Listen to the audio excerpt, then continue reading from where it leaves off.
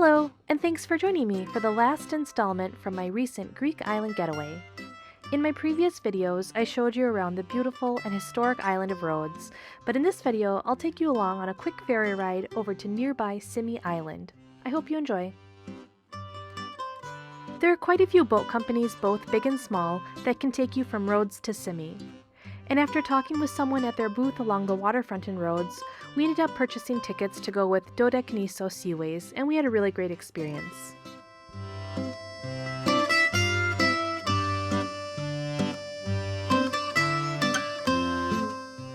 Although the weather was really pleasant on this day, the ferry was still fairly empty. There was some really nice indoor seating along with a little beverage and food bar amongst other amenities, but I personally preferred sitting in the open deck seating. I figured that it's not all the time that I'm island hopping in Greece, so I might as well take advantage of all this nice scenery while I can. It was a bit breezy, but I didn't mind since the sun was out and the views of Turkey, Rhodes, and other Greek islands along the way were really spectacular on this 1.5-hour ride.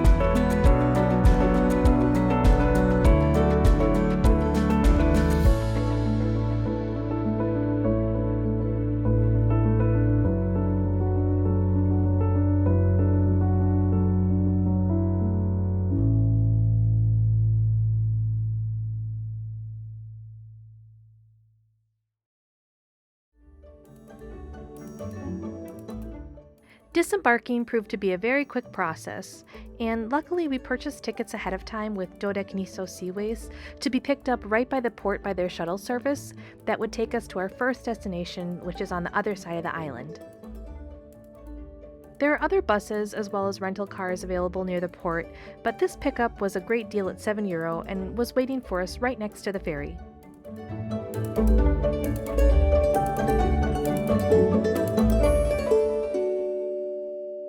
Our first stop on the island was the Panormitis Monastery, which is located roughly 30 minutes from the main town of Symi. The route took us through winding mountain roads and offered beautiful views. Our driver even stopped at one point for us to get out and take photos of the scenery. and it actually reminds me so much of Dacha, but I suppose that's to be expected seeing as how you can clearly see the city of Dacha when on Simi Island.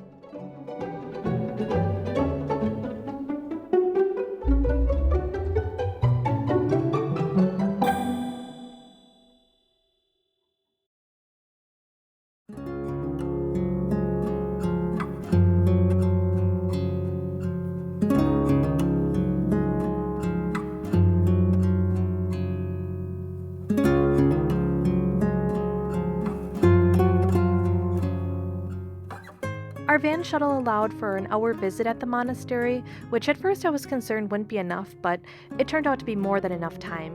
It really is just the monastery there and a little cafe and not much else, so even a half an hour is probably plenty.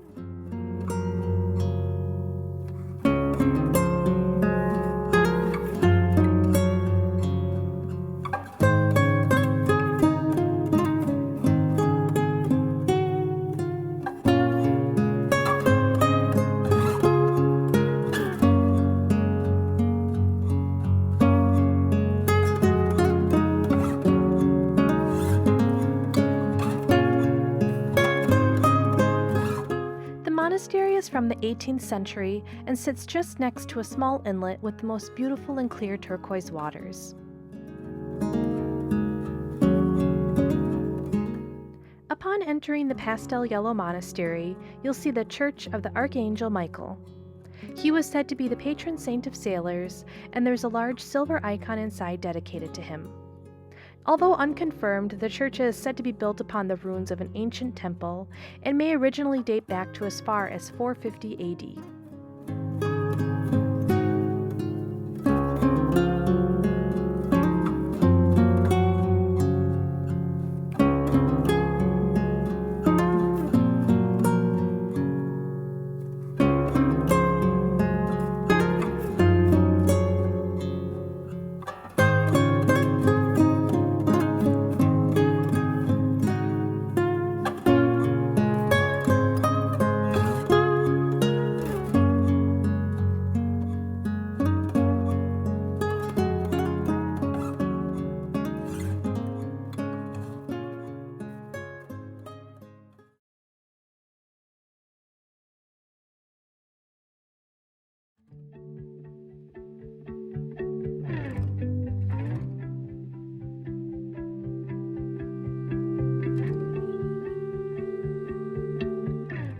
There's a small museum on site where you can see various religious artifacts as well as offerings made by pilgrims who have come over the years.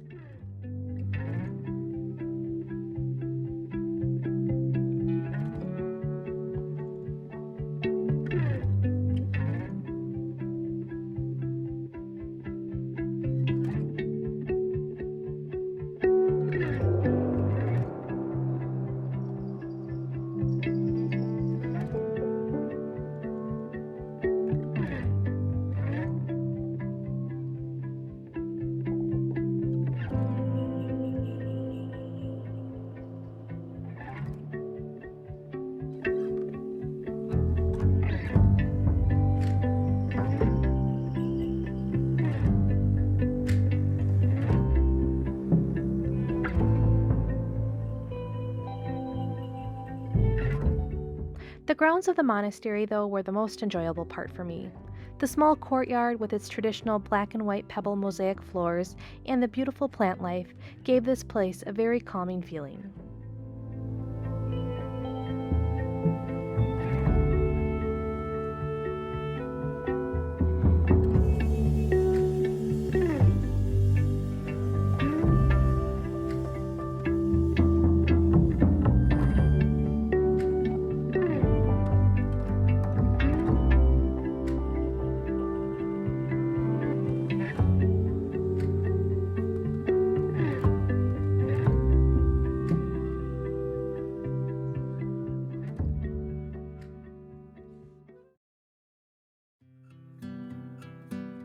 Back in the town of Symi, we got to enjoy the waterfront. The harbor was busy during the daytime with various boats, large and small, carrying in day trippers visiting for just a few hours, but I would never consider it as crowded, especially like we experienced in Rhodes. Although we didn't partake in one, a popular activity is a daytime cruise around Symi, where you're able to stop at the many bays around the island that's well known for its clean and clear waters.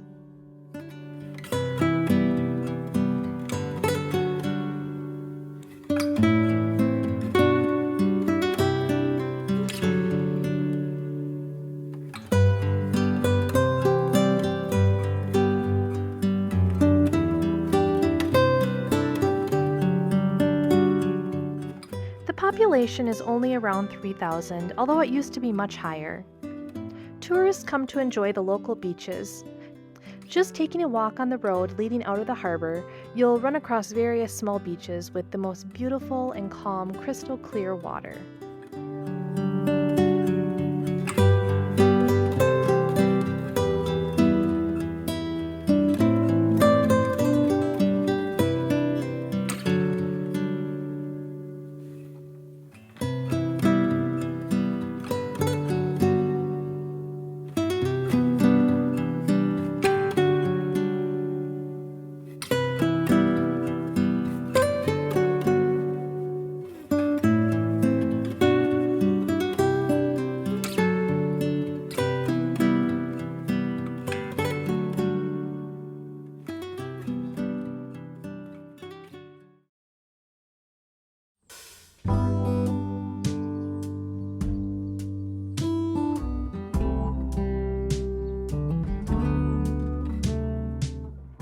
Along the harbor, you'll find lots of tavernas offering fresh fish and many small shops selling local goods like olive oil or honey, and sea sponges as well, which once brought this island a great deal of wealth.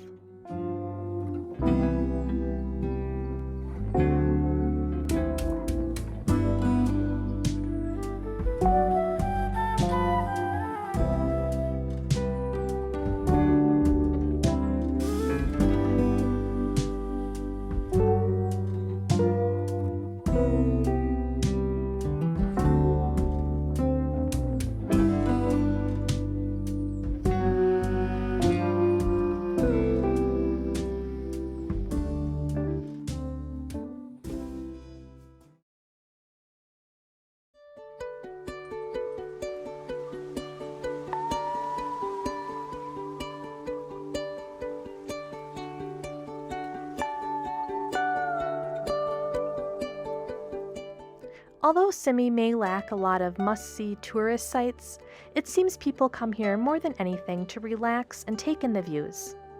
There was a church on top of a hill in town that we wanted to check out, and even though the church itself was closed by the time we got to the top, it gave us the opportunity to enjoy the most unique parts of Simi, which are the colorful Venetian-style mansions the island is known for.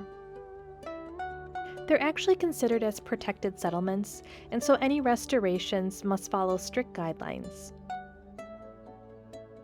From a distance, these houses make for what really would be a picture-perfect postcard.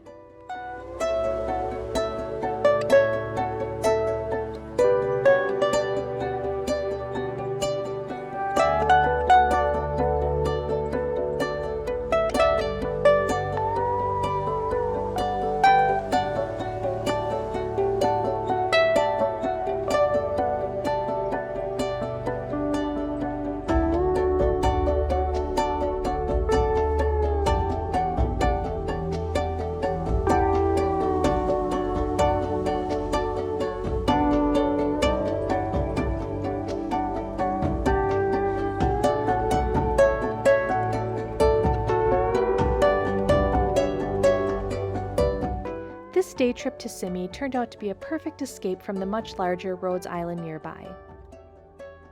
And as much as I enjoyed the many historic sites Rhodes provided, I also enjoyed being able to slow down for the day and enjoy this island for its serenity and natural beauty.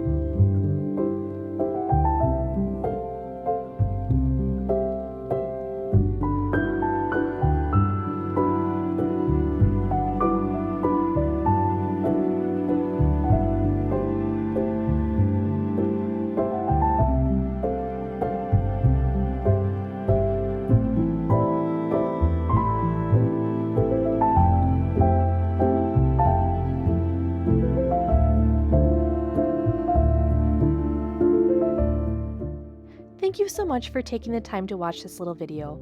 I really appreciate it. My vacation to Greece may be over for now, but I'll be back in Turkey in my next video. So if you'd like to stay up to date, please consider subscribing to my YouTube channel and give this video a thumbs up. Until next time, thanks!